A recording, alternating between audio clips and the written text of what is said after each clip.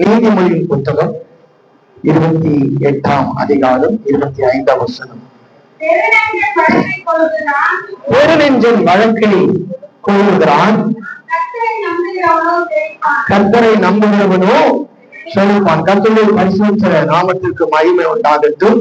கடந்த வாரம் ஆண்டவரை நம்புவதற்கு என்ன தேவை, ஆண்டவரை நம்பினால் செழிப்பு வரும் என்றால் செழிப்புக்கு என்ன தேவை என்பதை குறித்து ஒரு மேலோட்டமாய் பார்த்தோம். ஆனால் இந்த நாளில் யார் ஆண்டவரை நம்ப முடியும்? அதான் ரொம்ப முக்கியமானது. எல்லாரும் கர்த்தரை நம்ப முடியாது, எல்லாரும் கர்த்தருடைய வார்த்தையை ஏற்றுக்கொள்ள முடியாது. யார் கர்த்தருடைய வார்த்தையை நம்ப முடியும், அல்லது யார் கர்த்தருடைய வார்த்தையை நம்ப முடியாதவர்களா இருக்கிறார்கள் என்கிறதான் நாம் பார்க்க போறோம். இந்த வசனம் அழகான 2 பகுதிகளை நமக்கு தந்திருக்கிறது. ஒன்று, பெருநெஞ்சன் வழக்கை கொலவுகிறான். கீழே இருக்கிற பகுதியோ கர்த்தரை நம்புகிறவனோ செழிப்பான். 2 விதமான பகுதியை இங்கே தந்திருக்கிறது. கீழே இருக்கிற வெறும் கர்த்தரை நம்புகிறவன் செழிப்பான் என்கிற அந்த வசனத்தை மாத்திரம் எடுத்து நாம் அதிகமாய் பிரசங்கிக்கும் பொழுது பலவிதமான தவறான உபதேசங்கள் உருவாக காரணமாக இருக்கிறது. ஆனா மேல இருக்கிற அந்த முக்கியமான வார்த்தையை கவனிக்க வேண்டியதா இருக்கிறது. வேதம் சொல்கிறது, பெருநெஞ்சன் வழக்கை கொள்ளுகிறான். பெருநெஞ்சன் என்றால் பேராசைக்காரன். என்னதுங்க? பெருமை உள்ள இருதயம் கொண்டவன், தீய எண்ணங்களை உடையவன். பெருநெஞ்சன்னா என்னங்க? பேராசைக்காரன். ஆங்கில வேதம் அப்படிதான் சொல்கிறது. அதாவது ஒரு ஆணை குறிக்கிறது, பேராசை உள்ள மனிதன். கிங் ஜேம்ஸ்ல அப்படியா சொல்கிறது, பெருமை உள்ள இருதயம் உள்ளவன், தீய எண்ணங்களை உடையவன். என்ன செய்கிறானா? வழக்கை கொலவுகிறான், வழக்கை இருந்து வழி தவறுகிறான், சண்டைகளை கலகங்களை உருவாக்குகிறான். இதே அவன் கர்த்தரை நம்ப மறுக்கிறான். கர்த்தருடைய வார்த்தையை அவனால் நம்ப முடியும். யார் ஒருவன் பேராசை உள்ளவனாய் இருக்கிறான், யார் ஒருவன் பெருமை உள்ள இருதயத்தோடு தன்னை உயர்த்தி பார்க்கக்கூடியவனாய் இருக்கிறானோ, யார் ஒருவன் தீய ஆசைகளை உடையவனாய் இருக்கிறானோ, அவனால கர்த்தரை நம்ப முடியாது. கர்த்தரை நம்ப முடியாதுன்னா என்னன்னு பார்த்தோம் கடந்த வாரம். கர்த்தருடைய வார்த்தையை நம்ப முடியாது, கர்த்தருடைய வார்த்தையை விசுவாசிக்க முடியாது, கர்த்தருடைய வார்த்தையில நிலைத்திருக்க முடியாது என்கிற காரியத்தை நாம் பார்த்தோம். அப்போ இந்த பேராசை அல்லது பெருமை, வாழ்க்கையில ஒரு பெருமையான எண்ணம் அல்லது தீய நோக்கம் உள்ள ஒரு மனிதன் கர்த்தருடைய வார்த்தையை ஏற்றுக்கொள்ள முடியாது, கர்த்தருடைய வார்த்தையை நம்ப முடியாது, கர்த்தருடைய வார்த்தைக்கு தன்னை ஒப்பு கொடுக்க முடியாது, கர்த்தருடைய வார்த்தையின்படி வாழ முடியாது. அப்படியானால் அந்த பேராசை எப்படிப்பட்ட சண்டையை உருவாக்குகிறது என்றால், தேவனுடைய வார்த்தையை நம்ப முடியாதபடி, தேவனுடைய வார்த்தையிலிருந்து தன்னை வெளியே கொண்டு போகிற, தேவனுடைய வார்த்தையோடு போராடுகிற, தேவனுடைய வார்த்தையை மறுக்கிற, கர்த்தருடைய வார்த்தைகளுக்கு விரோதமாய் கலகம் செய்கிற ஒரு குணாதிசயத்தை கொண்டுள்ளதாக இருக்கிறது பேராசை. அதேவிதத்திலே ஒரு வசனத்தை வாசிக்கலாம். ஆதியாகமம் புத்தகம் 4ஆம் அதிகாரம் 1 முதல் 7 முடிகிற அந்த வசனங்களிலே நாம் வாசிக்கும் பொழுது சில காரியம் தெரியும். அதுல 7ஆம் வசனத்தை போய் வாசிக்கலாம். நன்மை செய்தால் மேன்மை இல்லையோ, நன்மை செய்யாதிருந்தால் பாவம் வாசற்படியில். இங்கே எதை நன்மை என்று வேதம் சொல்லுகிறது? எதினாலே ஒரு மனிதனுக்கு மேன்மை என்று வேதம் சொல்கிறது? கடந்த வாரம் தியானித்தவே, கர்த்தரை நம்புகிறவனோ செழிப்பான். அப்படின்னா அவன் சுகமாய் வாழ்வான், நலமாய் வாழ்வான். அதற்கு என்ன தேவை? உயிர் தேவை. கர்த்தராக இயேசு கிறிஸ்து தான் நம்மை பாவத்திலிருந்து அக்கிரமத்திலிருந்து உயிர்ப்பித்தவர். அப்போ அந்த தேவகுமாரனுடைய ஜீவன் நமக்குள்ளே இருந்து அவருடைய வார்த்தையின்படி நாம் வாழ்ந்தால் நிச்சயமாய் நாம் நல்லா இருப்போம். எப்படி இருப்போம்? சுகமா இருப்போம். வேதமும் அப்படிப்பட்டவர்களுடைய சுகத்துக்காக செபிக்கும்படி சொல்கிறது. அப்போஸ்தலனாகிய யோவான் என்ன சொல்கிறாரு? பிரியமானவனே, உன் ஆத்மா வாழ்வது போல எல்லாத்தையும் வாழ்ந்து சுகமா இருக்க வேண்டுகிறேன், செபிக்கிறேன். அப்ப ஆத்மா வாழ்ந்தாதான் கர்த்தருக்குள்ளே சுகமாய் ஒரு மனிதன் வாழ முடியும். கர்த்தருக்குள்ளே ஒரு மனிதன் நலமாய் இருக்க முடியும். அப்ப ஆத்மா வாழ்வதற்கு என்ன தேவை? கர்த்தராகிய இயேசு கிறிஸ்துவின் வார்த்தை. அந்த வார்த்தையினாலே, அந்த சுவிசேஷத்தினாலே நாம் ரட்சிக்கப்படுகிறோம், பாவ மன்னிப்பு அடைகிறோம், பொல்லாத வழிகளை விட்டு திரும்புகிறோம், பேராசையிலிருந்து வெளியே வருகிறோம், தீய வழிகளில் இருந்து வெளியே வருகிறோம், கர்த்தருக்கு நம்மை ஒப்பு கொடுக்கிறோம். அப்ப நம்முடைய ஆத்மா உயிர் பெறுகிறது. அவராலே, அவர் தந்த ஜீவனினாலே ஆத்மா உயிர் பெறுகிறது. அப்ப அவருக்குள்ளே வாழும் பொழுது, அந்த மனிதனுக்காக நாம் ஜெபிக்கும் பொழுது அவன் சுகமாயிருக்கும். ஆமென். அப்போ யாருக்காக நாம் சுகத்துக்கு ஜெபிக்கிறோம்? உலகத்திலே சரீர சுகத்துக்கு எல்லாருக்கும் ஜெபிக்கிறோம். அது வேற. சரீர பிரகாரமாய், உலக பிரகாரமாய் பலவிதமான காரியங்கள் நாம் ஜெபிக்கும் பொழுது ஆண்டவர் என்ன செய்கிறார்? ஜெபத்தை கேட்டு பதில் தருகிறார். சுகமாயிருப்பது, செழிப்பாயிருப்பது, நலமாய் வாழ்வது என்பது சத்தியத்திலே தேவனுடைய ஆசீர்வாதங்களை சுதந்திரித்து வாழ்கிறவார்கள். அது பூமிக்குரிய பொருளாதாரத்தின் அடிப்படையில் அல்ல, அது ஆவிக்குரிய தளத்திலே உயர்ந்திருக்கிற ஒரு பண்பு, ஒரு தன்மை.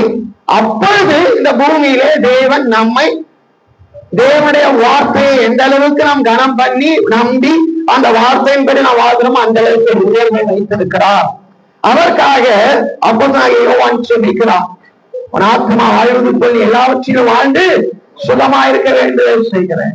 அப்போ சில நேரத்துல நாமும் அப்படிப்பட்ட ஒரு வாழ்வுக்காய் செபிக்கிறோம். நம்முடைய ஜெபம் கேட்கப்படாமல் போகிறது காரணம் நமக்குள்ளே உயிர் இல்லை. ஆத்மா வாழணும். ஆத்மாவுக்கு என்ன தேவை? ஜீவன் தேவை. அந்த ஜீவன் எங்கிருந்து வருகிறது? கர்த்தராகிய இயேசு கிறிஸ்து தந்தது. அவரை விசுவாசிக்கும் பொழுது, அந்த சுவிசேஷத்தை விசுவாசிக்கும் பொழுது, அவர் வார்த்தையாகி அவர் தான் நம்மை உயிர்ப்பிக்கிறவராய் இருக்கிறார். இப்பொழுது அதுதான் நன்மை. என்னதுங்க? அதுதான் நன்மை.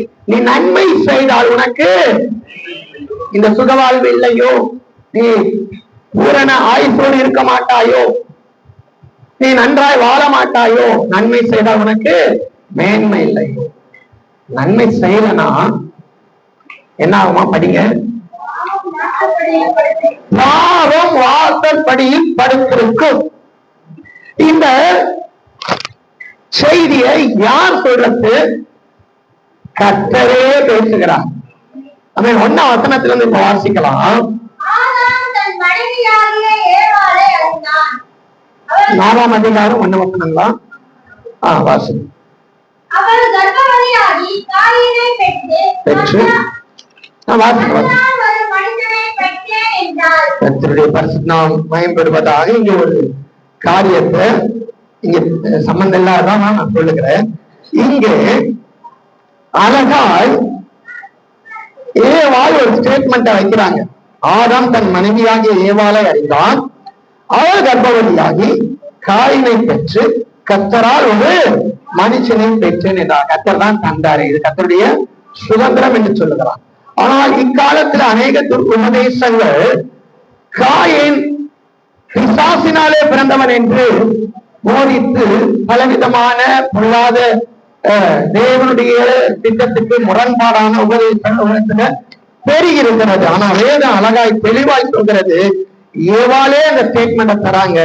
என்ன சொல்றாங்க? நான் கர்த்தரால் ஒரு மனுஷனை பெற்றது. கர்த்தர் தந்த சுதந்திரம். இது ஆதாமின் மூலமாய் நான் ஒரு பிள்ளையை பெற்றுக்கொள்ள கர்த்தர் கொடுத்த ஆசீர்வாதம் என்று அவங்களே சொல்லிட்டாங்க. அதனால இதற்கு எதிராக வருகிற எந்த துர் உபதேசத்திற்கும் எதுவாக எவ்விதமான பொல்லாத காரியங்களுக்கும் இங்க இடமே இல்லை. வேதம் தெளிவாக சொல்லிவிட்டார். ஆனா இப்படி கர்த்தரால் இந்த பூமியில் பிறப்பிக்கப்பட்ட மனுஷனாகிய காயின், அவரை குறித்து வேதம் சொல்கிறது. வாசிங்க. அடுத்து இன்னொரு பிள்ளையை பெறாங்க. அவனுக்கு பேரு ஆவேல். 2 பேர், மூத்தவன் காயின், இளைவன் ஆவேல். 2 பேர் வளர்றாங்க. ஆவேலுக்கு ஒரு வேலை கொடுக்கப்பட்டது. அந்நாட்களிலே இருந்த ஆடுகளை மேய்க்கிறவன். காயின் நிலத்தை பயிரிடுகிறவனானான். சில நாள் சென்ற பின்பு யார் கொண்டு வந்தது? காயின். நிலத்தின் கனிகளை கர்த்தருக்கு காணிக்கையாய் கொண்டு வந்தான்.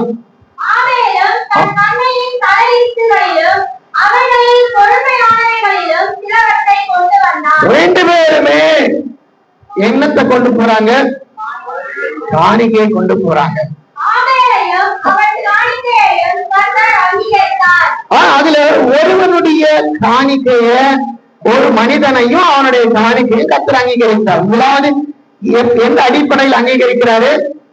ஒரு மனிதனை அங்கீகரிக்கிறார். அவன் அங்கீகரிக்கப்பட்டதினாலே அவனுடைய காணிக்கையை கர்த்தர் ஏற்றுக்கொள்கிறார். காயினையும் அவன் காணிக்கையும் கர்த்தர் அங்கீகரிக்கல. காயனை அங்கீகரிக்கல, அதனால அவனுடைய காணிக்கையும் கர்த்தர் என்ன செய்யல? அங்கீகரிக்கல. அப்பொழுது ஒரு பெரிய கோபம் வந்துருச்சு, எரிச்சல் உண்டாகி அவனுடைய முகநாடி, ஆமா, சாந்தமா இருக்கும் போது நம்முடைய முகம் ஒரு மாதிரி இருக்கு, சந்தோஷமா இருக்கும் போது நம்முடைய முகம் ஒரு மாதிரி இருக்கு, எரிச்சலும் கோபமா இருக்குமா நம்முடைய முகத்துல அந்த ரியாக்ஷன் வெளிப்படுது இல்ல, அவன் முகநாடி வேறுபட்டு விட்டது. அப்பொழுது கர்த்தர் காயனை நோக்கி,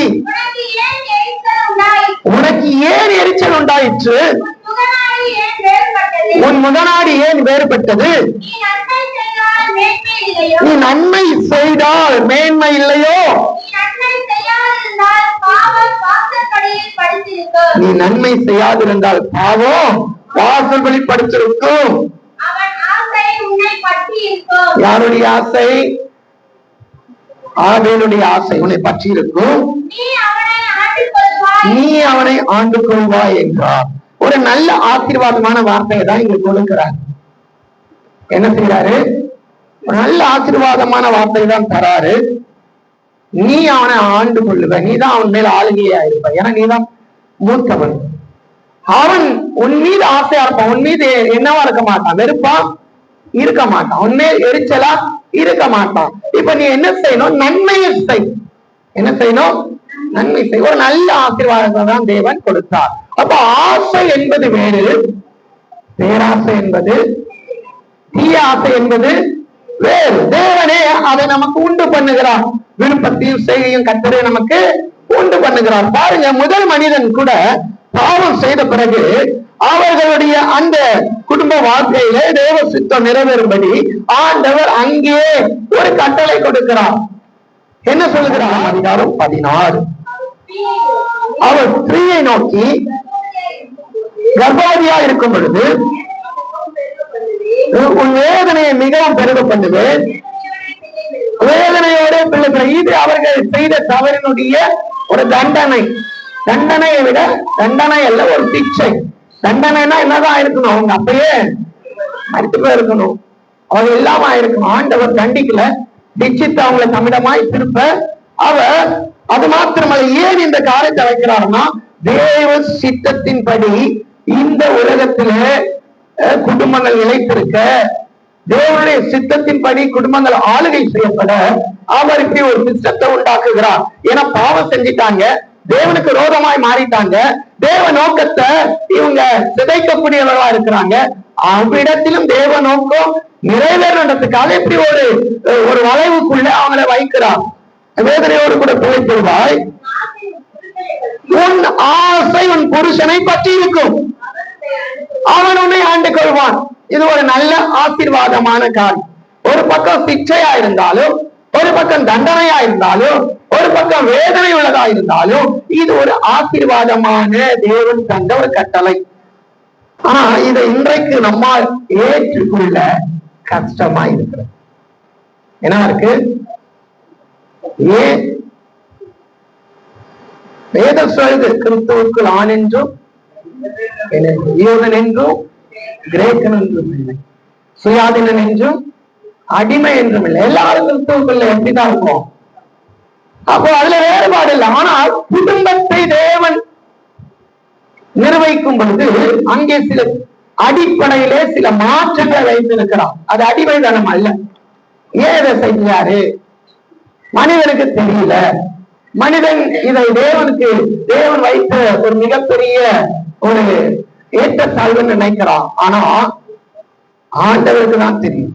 இப்போ ஒரு பொருளை உருவாக்கினவர்களுக்கு தான் தெரியும் ஏன் அந்த பொருளை உருவாக்கினாங்க, என்ன நோக்கத்துக்காக, எந்த தேவையை அந்த பொருள் பூர்த்தி செய்ய வேண்டும். இப்படிதானே உருவாக்குனாங்க. எதுக்காக கிரைண்டர் கண்டுபிடிச்சாங்க? நம்ம ரொம்ப கஷ்டப்பட்டு, ஆமா, அப்போ அந்த இடத்தை நிரப்புவதற்கு ஒரு கிரைண்டர் இருந்தா அப்போ ஒரு நோக்கம் இருக்கு. கிரைண்டரை உண்டு பண்ணதுக்கு ஒரு நோக்கம் இருக்கு. அதை கண்டுபிடித்ததுக்கு, அதை உருவாக்கினதுக்கு இருக்கா இல்லைங்களாங்க? அப்ப மனுஷனை இந்த பூமியில் ஆண்டவர் சிருஷ்டித்ததற்கு நோக்கம் இருக்கு. அவர் தான் படைப்பாளி. அவருக்கு தான் தெரியும் அதற்காக படைத்தேன். அவர் வானாதி வானங்களிலே வீற்றிருக்கிறார். அது அவருடைய சிம்மாசனமா இருக்கிறது. பூமியை தேவன் உண்டாக்கினார். அது வெறுமையா இருக்க நினைக்கல. இந்த பூமியை ஆளுகை செய்ய, தேவனை பிரதிபலிக்க, அவருடைய ஸ்தாயின்படி, அவருடைய ரூபத்தின்படி மனுஷனை உண்டாக்கினார். எதற்காக உண்டாக்கினார்? அவரை பிரதிபலிக்க. சாயல ரூபமும் யாரை வெளிப்படுத்த வேண்டும்? தேவனை பிரதிபலிக்க வேண்டும். அதற்காக தான் தேவன் மனிதனை உண்டாக்கி, ஆணும் பெண்மாய் உண்டாக்கி, ஏதேன் தோட்டங்களை கொண்டு வந்து அவர்களை வைத்தார். அவர்களோ தோட்டத்தின் நடுவில் இருக்கிற கனியை தேவனுக்காக கொடுக்க வேண்டியதா இருந்தது. அதை அவர்கள் கூறியதா இல்லை. தோட்டம் முழுவதையும் ஆளுகை செய்ய உரிமை பெற்றிருந்தார்கள். என்ன செஞ்சிருந்தாங்க? தோட்டம் முழுவதும் அவங்களுக்கு தான் சொந்தம். ஆனால் இப்படி தோட்டத்தின் நடுவில் இருக்கிறத கர்த்தருக்கு என்று அவருடைய வார்த்தையின்படி முக்கியப்படுத்தும்படியாய் வைத்திருந்தார்கள். அது முதன்மையானதாய் வைத்திருந்தார்கள். ஆனால் அவங்க இருதயத்தில் ஒரு பேராசையை கொண்டு வந்தான். என்ன கொண்டு வந்தான்? இதையே நீங்க விலக்கி வைத்திருக்கீங்க, இதையே தேவன் உங்களுக்கு விலக்கி வைத்திருக்கிறார், இதை நீங்கள் எடுத்துக்கொள்ளலாம், அப்பொழுது நீங்கள் தேவர்களை போல் மாறுவீர்களே, அப்பொழுது உங்க கண்டை திறக்கப்படுமே. இந்த வார்த்தைகள் இவனுடைய இருதயத்துக்குள்ள எதை கொண்டு வந்தது? பேராசையை கொண்டு வந்தது. எதை கொண்டு வந்தது? பேராசை உள்ள வந்ததுமே இப்ப இது ஒரு வழக்கு. என்னதுங்க? இது ஒரு வழக்கு. ஆண்டவர் என்ன சொல்லிக்கா? இந்த கனியை நீ புசித்த நாளிலே சாவாய். இப்ப பேராசை, பிசாசு ஒரு வார்த்தையை போட்டுட்டான். இந்த கனியை புசிக்க நாளிலே உன் கண்கள் திறக்கப்படும், நீங்க தேவர்களை போல் இருப்பீர்கள். ரெண்டு வார்த்தையும் மோதுது, வழக்கு உண்டாகிறது. பெருநெஞ்சன் வழக்கை உள்ளவுகிறான். சண்டை உண்டாகும் போது அந்த வழக்கு இப்படி அப்படியே அசைகிறது. இப்போ இருதயத்துல கர்த்தரை நம்பக்கூடாதபடி இந்த ஆசை நிரப்பி விட்டது. இந்த ஆசை அப்ப இவன் கர்த்தரை நம்புகிறானா? கர்த்தரை நம்புகிறவனோ செழிப்பான். இப்போ பேராசை வந்ததுனால தேவனுக்கு என்று தங்கள் வாழ்க்கையில மையமாக தேவன் வைத்திருந்த காரியம், தோட்டத்தின் நடுவில் மையமாய் தேவன் ஒரே ஒரு கனியை மட்டும் விலக்கி வைத்திருந்தார். உனக்கு இல்ல, அது எனக்குரியது, நான் ஆளுகை எனக்காக அதை நீ படைக்க வேண்டும். இல்ல இல்ல, அதையும் நான் எடுத்துக்கொள்ள வேண்டும். அதன் மூலம் வருகிற அறிவை நான் அடைய வேண்டும். அதன் மூலம் உண்டாகிற தெளிவை நான் பெற வேண்டும். அதன் மூலம் வருகிற ஆசீர்வாதங்களை நான் அனுபவிக்க வேண்டும் என்று பேராசை கொண்டதினாலே இந்த வழக்கை அசைகிறது. அவன் என்ன செய்தான்? தேவனுடைய வார்த்தைக்கு நேராக யுத்தம் செய்து கலகத்தை விளைவித்தான். அவர்கள் அந்த கனியை புசித்தார்கள். அவர்கள் செழிக்கல, அவன் ஆத்மா செத்து விட்டது. அவங்க ஆத்மா என்னாச்சு? அவங்க ஆவியில அந்த உறவு முறிந்து விட்டது. புரியுதா? கர்த்தரை நம்புகிறவனோ, அப்ப யார் கர்த்தரை நம்ப முடியும்? யார் கர்த்தரை நம்ப முடியும்? யார் கர்த்தரை நம்ப மாட்டாங்க? பெருநெஞ்சன், என்னங்க?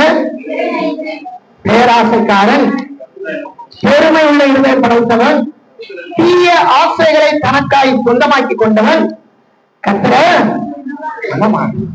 இங்க ஒரு வழக்கு வந்துவிட்டது. பிசாசு ஒரு வார்த்தைகளை வாதங்களை வைக்கிறான். தேவனுடைய வார்த்தைகள் வைக்கப்படுது. ரெண்டும் முட்டி மோதும் போது இவங்களுக்குள்ள எது கவர்ச்சியா இருந்தது, எது அழகா இருந்தது என்றால் எதுங்க? அப்ப என்ன ஆயிட்டு, இந்த வார்த்தைகளினாலே கர்த்தருடைய வார்த்தைய தள்ளிட்டாங்க. இப்ப இவங்களுக்கும் ஒரு பெரிய சண்டை, யுத்தம், பகை உண்டாகி இவர்கள் வாழ்வை இழந்து போனார்கள். அப்போ அங்கே நடுவில் இருந்த அந்த கனியை தேவனுக்கென்று தேவனால் விளக்கப்பட்டது. தோட்டம் முழுவதும் நம்ம சொல்லுங்க, 2 பேர் இருக்காங்க. தோட்டம் முழுவதும் அதுல இருக்கிற எல்லா கனியும் அவங்கதான் எல்லாத்தையும், ஆனால் ஆசிரிச்சாயே இதை மட்டும் தேவனுக்காக விலக்கி வைக்க. உலக தோற்றத்திலேயே ஆதாம் ஏவாள் பாவம் செய்வதற்கு முன்பாக தேவனுடைய தன்னை இருக்கும் பொழுது தேவனுக்காக என்று ஏன் இதை தள்ளி வைக்கிறாய், ஏன் இதை கொடுக்கிறாய், அது உனக்குரியது என்று எடுத்துக் கொள்ளுகிற பிரச்சனையை பிசாசு அங்க உருவாக்கிட்டான். எங்க உருவாக்கிட்டான்? அங்கேயே வந்துவிட்டது. அது திரும்ப அவனுடைய சந்ததிக்குள்ள வருது. அதனால அது எங்க வருது? திரும்ப 4ஆம் அதிகாரத்துல அவனுடைய சந்ததிக்குள் வருகிறது. சந்ததிக்குள்ள வரும்பொழுது காயன் என்ன செய்யறாரு? சில நாள் சென்ற பின்பு நிலத்தின் கனிகளை கர்த்தருக்கு காணிக்கையாய் கொண்டு வந்தான்.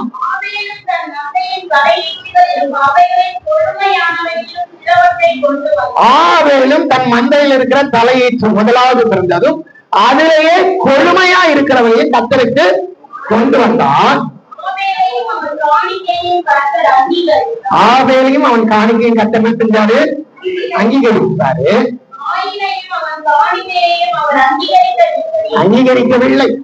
இப்போ இங்க ஒரு விஷயம் இருக்குது, அங்கீகரிக்கல. இப்போ அதனாலே இவருக்குள்ள என்ன ஆயிடுச்சு? என்ன வந்துருச்சுங்க? எரிச்சல் வந்து விட்டது. ஏன் எரிச்சல் வந்துருச்சு? அவன் ஆசீர்வதிக்கப்பட்டுட்டான், அவன் சேர்த்துக் கொள்ளப்பட்டான். என்ன ஏத்துக்கல, ஏன்னா ஆண்டவர் ஏத்துக்கல. அங்கீகரிக்கல அப்படின்னா என்ன? ஏத்துக்கல, அவாய்ட் பண்ண. என்னையே ஏத்துக்கல, என் பொருளையும் ஏத்துக்கல. அவனை ஏத்துக்கிட்டதுனால அவனுடைய பொருளை ஏற்றுக்கிறார். எப்பவுமே ஆண்டவர் நம்மை அங்கீகரிக்காவிட்டால் நமக்கு ஒன்று அவருக்கு பிரயோஜனப்படாது, ஒண்ணுமே அவருக்கு பிரயோஜனப்படாது. முதலாவது நம்மை மிகுந்த தரித்திற்கு முதலாவது உங்களையும் பிறகு உங்களுக்குரியவைகளையும் கொடுத்தீர்கள் என்று பவுல் அழகாய் சொல்லுகிறார் ஒரு சம்பவத்தில். அப்போ நம்மை தேவன் அங்கீகரிக்கணும். அதற்கு நமக்குள்ளே இருக்க வேண்டிய இருதயம் எப்படிப்பட்டது, அதுதான் இன்றைக்கு நாம் தியானிக்க போகிற. அப்போ காயன் நிலத்தில் உள்ள சில கனிகளை கொண்டு போனார், அவரும் காணிக்கை வைத்தார். ஆனா அவரை ஏன் கர்த்தர் ஏற்றுக்கொள்ளவில்லை, ஏன் அவரை அங்கீகரிக்கவில்லை என்றால் அவர் அதை விசுவாசத்தின்படி செய்யவில்லை. என்ன செய்யல? என்ன விசுவாசம்? விசுவாசமானது கேள்வியினாலே. விசுவாசமானது ஆமா, என்னத்தை அவர்கள் கேள்விப்பட்டார்கள். இவர்கள் சில நாள் சென்ற பின்புனா வயலில் அறுவடை செய்த பிறகு ஆடு மாடுகள் அன்று நன்றாய் விளை வளர்ந்து மந்தைகள் பெருகிய பிறகு சில நாட்களுக்கு பிறகு இவங்களும் தொழில் தொடங்கி இவங்களும் வேலை செய்ய ஆரம்பித்து சில நாட்கள் பிறகு இவங்களும் கடவுளுடைய சந்ததிக்கு ஏதோ ஒன்றை எடுத்துச் சென்றார்கள். எடுத்துச் செல்வதற்கு காரணம் என்ன? எவன் அடிப்படையில் இவர்கள் எடுத்துச் சென்றார்கள்? இதை குறித்து இவர்கள் கேள்விப்பட்டது என்ன? அங்கதான் விஷயம் இருக்கு. அதுல இவங்க விசுவாசித்தார்களா? இவர்களுக்கு இப்படி தேவ சமூகத்திலே கொண்டு போய் தேவனுக்கு காணிக்கை வைக்க வேண்டும் என்று காண்பித்து கொடுத்தவர்கள் யார், அல்லது இவர்களுக்கு சொல்லிக் கொடுத்தவர்கள் யார்? யாரா இருக்கோ அவங்க பெற்றோர்கள். அப்ப அவங்க என்ன சொல்லி தந்திருப்பாங்க? ஏதேன் தோட்டத்துல நாங்க நல்லா இருந்தோம்ப்பா. என்ன சொல்லியிருப்பாங்க? நல்லா இருந்தோம், சகலமோ எங்களுக்கு நாங்க தேவ மகிமையில இருந்தோம், எங்க நிர்வாணம் எல்லாம் வெளிச்சத்தினால் மூடப்பட்டிருந்தது, நாங்கள் அழகாய் சந்தோஷமா இருந்தோம், துக்கம்னா என்ன, வேர்மனா என்ன, உழைப்புனா என்ன தெரியாம இருந்தோம். ஆனா பிசாசுடைய வார்த்தை கேட்டு தேவனுக்கென்று நாங்கள் விளக்க வேண்டியதை எங்களுக்காக எடுத்துக்கொண்டு எங்களுக்குள்ள ஒரு பெருமை வந்து இதன் மூலம் எனக்கு கண்கள் திறக்க முடியும், இதன் மூலம் நான் தேவதை போல் மாறுவேன், இதன் மூலம் எனக்கு ஒரு பெரிய ஆசீர்வாதம் கிடைக்கும் என்று எண்ணி தேவனுடைய வார்த்தையை நாங்கள் என்ன செஞ்சிட்டோம்? கீழ்ப்படியாமல் பாவம் செய்து விட்டோம். அதனாலே நாங்கள் சதிக்கப்பட்டவர்களாய் தோட்டத்தை விட்டு வெளியே வந்துட்டோம். வெளியே வந்த பிறகு இந்த பூமியில நாங்க எப்படி வாழ்வோம்? வேர்வை சிந்தி நிலத்தில உழைத்தாலும் அது முள்ளும் குறுக்குமாய் பலவிதமான தடைகள் உள்ளதா இருக்கிறதுனால நாங்க ஆண்டவரை நோக்கி பார்த்தோம். ஆண்டவரும் எங்களை ஏற்றுக்கொண்டார், எங்களுக்கு தோல் உடைகளை உடுத்தினார், எங்களோடு கூட அவர் தோட்டத்துக்கு வெளியே வச்சாலும் அவர் எங்களை சந்திக்கிறவராயிருந்தார். அவரை நாங்க தொழுது கொண்டோம். ஆண்டவர் அநேக விதத்தில் எங்களுக்கு உதவி செய்தார். அப்படி உதவி செய்யும் போது விதைக்கிறவனுக்கு விதையை கொடுத்தார். என்ன செஞ்சாரு? விதைப்பதற்கு விதை அங்கிருந்துதான் வந்துச்சு. விதை எங்கிருந்து வந்தது? முதல் மனுஷன் கர்த்தர் கொடுத்தாருப்பா, அதை அவர் ஆசீர்வதித்தாருப்பா. விதைத்ததென்மோ நாங்க தான், உழைத்ததென்மோ நாங்க தான், வேற சிந்தினதென்மோ நாங்க தான். ஆனா விதையையும் விதைக்குள்ள ஜீவனையை வைத்தது கர்த்தர்.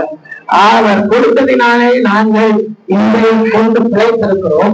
இப்ப ஆண்டவருடைய சமூகத்துல போய், ஆண்டவரே நீர் எங்களை ஆசீர்வதித்திருக்கிறீர், நீ கொடுத்ததினாலே நாங்கள் ஆண்டவர் அப்பா வாழ்ந்திருக்கிறோம், இது உம்மால் வந்ததே என்பதை காண்பிக்க அதிலிருந்து கொஞ்சத்தை கொண்டு போய் தெய்வ சமூகத்திலே அவர் சும்மாய் காண்பிக்க.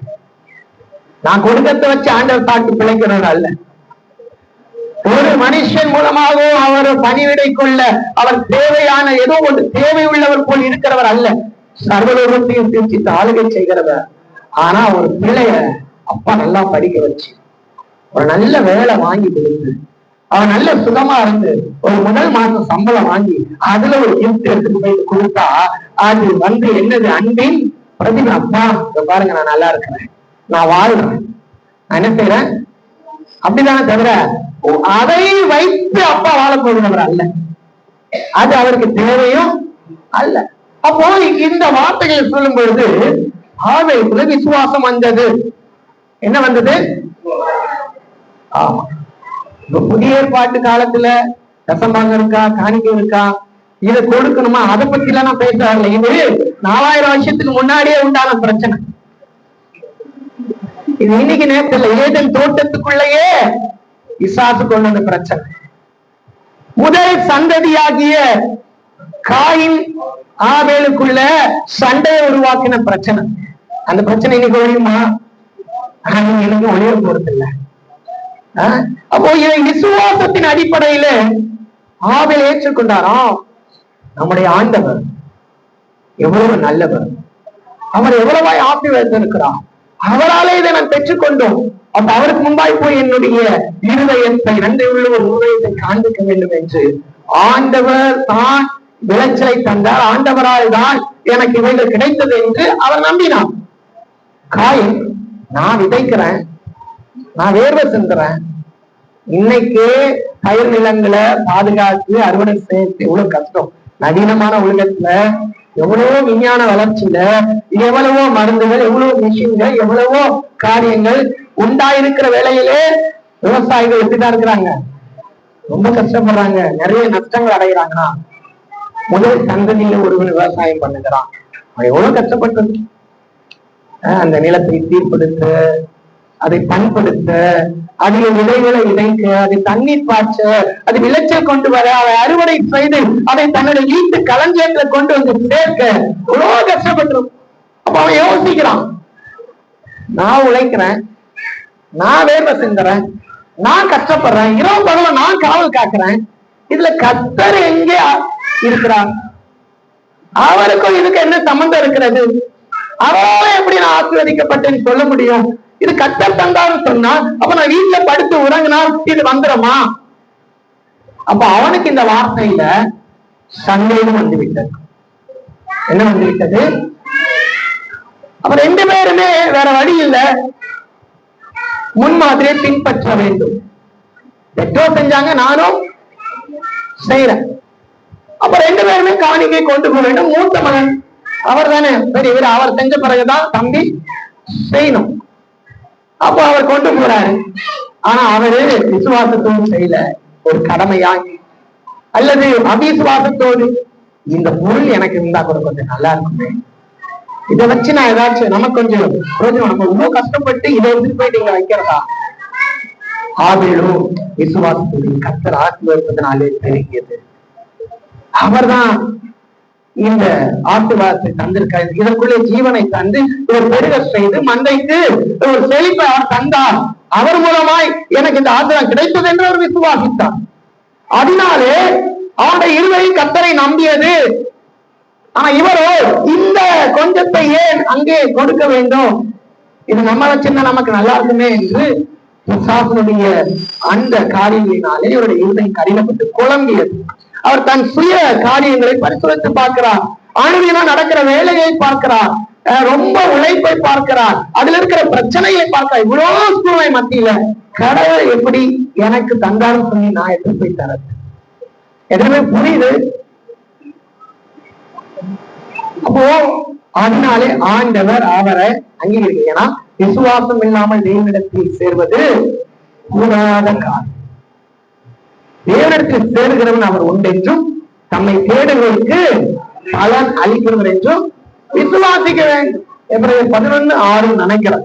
சரி, அந்த எபிரேயர் 11க்கு திருப்பிக்கலாம். இங்கே இதற்கான ஒரு விளக்கம் இருக்கிறது. ஏன் அங்கீகரித்தாரு ஒருத்தரையே அங்கீகரிக்கல, அதுக்கான விளக்கம் அங்க இருக்கு. எபிரேயர் 11:4 வாசிங்க. விசுவாசத்தினாலே ஆபேல் காயினுடைய பலியிலும் மேன்மையான பலியை தேவனுக்கு செலுத்தினான். எதனால? விசுவாசத்தினால. வாசிங்க. அதனால அவர் நீதிமான் என்று. ஆமா, விசுவாசத்தினாலே நாம் நீதிமானாக்கப்படுகிறோம். அப்போ எதை ஆபேல் விசுவாசித்தார், எதை காயின் விசுவாசிக்கவில்லை? தன்னுடைய பெற்றோர் தேவனோடு கூட வாழ்ந்தவர்கள், தோட்டத்திலிருந்து வெளியே வந்தவர்கள், அவர்கள் வாழ்க்கையில வெறுமையா இருக்கும் பொழுது அவர்கள் தேவனிடத்திலே ஜெபித்து தேவன் அவர்களை ஆசீர்வதித்து தேவன் இப்படியாய் செய்ததினாலே அவர்கள் தங்கள் வாழ்க்கையிலே ஆசீர்வாதத்தை தேவனுக்கு முன்பாய் கொண்டு போய் தங்களுடைய அன்பை, தங்கள் நன்றியுள்ள இருதயத்தை ஆண்டவருக்கு வெளிப்படுத்தினார்கள். ஆனால் இதை ஆபேல் ஏற்றுக்கொண்டார், விசுவாசித்தார். 2 பேருக்கு ஒரே செய்தி தான். இன்னும் சொல்ல போனா ஆபேலை காட்டிலும் காயனுக்கு அதிகமாய் சொல்லி தந்திருப்பாங்க. ஏன்னா அவர்தான் ரொம்ப நாள கூட இருக்கிறவர், மூத்தவர். அவர் தானே மூத்தவர். ஆனா அவரால் அதை ஏற்றுக்கொள்ள ஏன் பெருநெஞ்சன் வழக்கை சொல்லுகிறான். பேராசைக்காரன் அல்லது தீய ஆசை உள்ளவன், பெருமை உள்ள இருவர்கள், நான் என்னுடைய உழைப்பு தன்மை குறித்து என் மூலம் என்று சொல்லுகிறவன் வழக்கை அசைவு உண்டு பண்ணி சண்டையை உண்டாக்குகிறான். என்ன சண்டை? தேவனுக்கு மனுஷனுக்கு அந்த உறவுல பிரச்சனை. என்ன சண்டை? தேவனுக்கு நமக்கு அந்த சமாதானத்தை உடைக்கிறது. சண்டைய உண்டு பண்ணுகிறான். பேராசைக்காரன் சண்டைய உண்டு பண்ணுகிறான். அதான் பெருநெஞ்சன் வழக்கை கொலவுகிறான். அப்போ வழக்கு ஆண்டவரே இங்க பேசுறார். நீ நன்மை செஞ்சா உனக்கு ஏது நன்மை? ஆண்டவர் எனக்கு இவைகளை கொடுத்து என்னை உண்டாக்கி என்ன அங்கே ஏவல் அழகா சொல்றாங்க, நான் கர்த்தராலே ஒரு மனுஷனை பெற்று. அப்போ ஆண்டவர் தான் இந்த பூமியில என்ன பிறக்க வச்சாரு. ஆண்டவர் தான் எனக்கு இந்த வேலையை கொடுத்திருக்கிறாரு. ஆண்டவர் தான் என்னை இவைகளிலே பெருக செய்ய ஆசி வைத்திருக்கிறாரு. அந்த உழைக்க வேர்வை சிந்தை எல்லாத்தையும் சமாளிக்கக்கூடிய பலனையும் திறமையும் கிருபையும் எனக்கு தந்திருக்கிறார் என்று விசுவாசிப்பதற்கு காயனுக்கு கூடாமல் போய்விட்டது. ஆனா ஆபேலுக்கு விசுவாசிக்கவில்லை. அதனாலே அவன் நீதிமானாய் தேவனுடைய பார்வையிலே காணப்பட்டான். அப்ப யார் கர்த்தரை நம்புவார்கள் என்றால் நன்றி உள்ள இருதயம் உள்ளவர்கள். யார் கர்த்தரை நம்புவார்கள் என்றால் சுத்த இருதயம் உள்ளவர்கள் கர்த்தரை நம்புவார்கள். அப்ப எது நன்றி இல்லாத என்றால் பேராசை. என்னதுங்க? பேராசை. இத மோசே பாடு இவர்கள் சுதந்திரிக்க போற இஸ்ரவேல் தேசத்துல எப்படி வாழ வேண்டும் என்பதற்காக அங்க திரும்ப அந்த காரியங்களை மோசே சொல்லி தருகிறார். உபாகமம் புத்தகம் 8ஆம் அதிகாரம் 17 வாசிங்க. உபாகமம் 8:17. என் சாமர்த்தியமும் என் என் கைவலனும் இந்த ஐஸ்வர்யத்தை எனக்கு சம்பாதித்தது என்று நீ உன் இருதயத்தில் சொல்லிக் கொள்ளாமலும் எச்சரிக்கையாயிருந்து உன் தேவனாகிய கர்த்தரை நினைப்பாயாக. அவரே உன் பிதாக்களுக்கு ஆணையிட்டு கொடுத்த நம்முடைய உடன்படிக்கையை உறுதிப்படுத்தும்படி இந்நாளில் உனக்கு உண்டாயிருக்கிறது போல. ஆமென். எத்தனை பேர் இதை விசுவாசிக்க முடியுது? இதை நம்ப முடியுது? இதான் விஷயம். எத்தனை பேர் இதை நம்புறோம்? எனக்கு இருக்கிற பலன், எனக்கு இருக்கிற சாமர்த்தியம், எனக்கு இருக்கிற திறமை, படிப்பு, இது எல்லாம் அவருடைய ஆசீர்வாதத்தினாலே வந்தது. அப்போ சொல்லிட்டு அங்க அவர் அதெல்லாம் நம்முடைய செய்தி நோக்கம். அங்கே தேவ சமூகத்துல எப்படி போனோம், வெறும் கையா கூடாது, எப்படி சில காரியங்களை சொல்றாரு. ஆனா அதல்ல இந்த செய்தி நோக்கம். இந்த செய்தி நோக்கம் என்னவென்றால், யார் கர்த்தரை நம்புவார்? என்னங்க? தன்னை நம்புகிறவர்கள், தன் சாமர்த்தியத்தை நம்புகிறவர்கள், தன் கைபலனை நம்புகிறவர்கள், என்னால ஆனதுன்னு சொல்றவங்க கர்த்தரை ஒருபோதும் நம்பவே முடியாது. இது எல்லாவற்றையும் அவர் தந்தார், அவர்கிட்ட இருந்து பெற்றுக்கொண்டேன் என்று நம்பணும். ஏன்னா பிதாக்களுக்கு ஆணையிட்ட தேவன், உடன்படிக்கை காத்த தேவன். அப்படிதான் கர்த்தராகிய இயேசு கிறிஸ்துவுக்குள் தேவன் உலக தோற்றத்துக்கு முன்னே நம்மை சிருஷ்டித்து அவருடைய அன்பின் குமாரனுடைய சுவிசேஷத்தினாலே நம்மை பாவங்கள் அக்கிரமங்கள் மீட்டு தேவனுடைய சபையில இணைத்து அவர் நமக்கு ரட்சிப்பை அருளச் செய்து இந்த பூமியிலே தேவனை விசுவாசிக்கிறதா உண்டாகிற நன்மைகளை காண நமக்கு நல்ல பலனை, சுகத்தை, நல்ல சாமர்த்தியத்தை, நமக்கு நல்ல வழிவாசல்களை திறந்து நம்மை வழிநடத்துகிறார் என்பதை நாம் விசுவாசிக்க வேண்டும். அப்ப தேவன் நம்மை அங்கீகரிப்பார். அப்ப தேவன் நம்மை அவன் செழிப்பான். ஆமே. செழிப்பான்னா என்ன? என்ன சொல்லி கொடுத்தோம்? நலமாக வாழ்வான், சுகமாக வாழ்வான், சமாதானமாய், சந்தோஷமாய். எதுங்க? சமாதானமா சந்தோஷமா வாழ்வான். அப்ப வெறிநெஞ்சன் சமாதானமா வாழ முடியாது. இப்ப இங்க பாருங்க, வழக்கு வருகிறது. இந்த ஆதியாகமம் 4ஆம் அதிகாரத்துல ஆண்டவர் சொல்கிறார், நீ விசுவாசிக்கல, அதனால உன்னிடத்தில் நன்மை இல்லை. அப்ப நம்மிடத்துல என்ன நன்மை? எது நமக்கு நன்மையா இருக்கும்? தேவனுடைய வார்த்தையை விசுவாசித்து அதை கை கொள்வதுதான் நமக்கு நன்மை. என்னதுங்க? தேவனுடைய வார்த்தையை நாம் விசுவாசித்து சொல்லாம, தேவனுடைய வார்த்தைய நாம் விசுவாசித்து அதன்படி கை கொண்டு நடப்பதுதான் நன்மை. அது அவருடைய பார்வையில நம்ம நீதிமானாய் மாற்றும், நம்ம நீதிமானாய் நிறுத்தும். அப்போ ஆண்டவர் நம்மை செழிக்க செய்வார். அப்படின்னா சமாதானமாய் வாழ செய்வார். அப்படின்னா நமக்கு அவர் குறித்திருக்கிற எல்லா நன்மைகளையும் அருளச் செய்வார். அதற்கு நமக்கு தேவை நன்றி உள்ள இருதயம். என்ன வேணுங்க? நன்றி உள்ள இருதயம்.